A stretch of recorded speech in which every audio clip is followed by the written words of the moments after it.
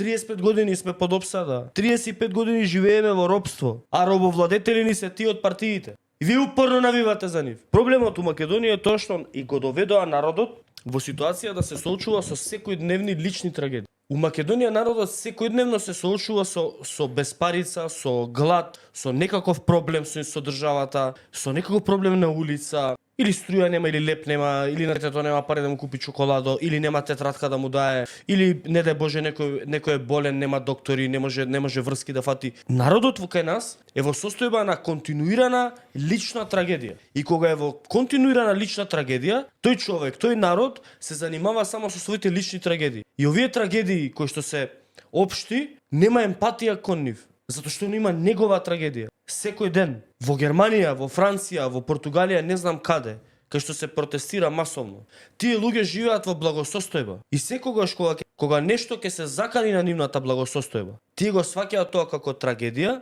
која што може да се случи, излагаат на улица и спречуваат да се случи некаква одлука која што благосостојбата ќе им ја наруши. Ние не сме научени на благосостојба. Ние не знаеме тоа што значи. Затоа и немаме критична маса. Затоа и не излагаме на улица. Ние секојдневно се соочуваме со некоја трагедија лична.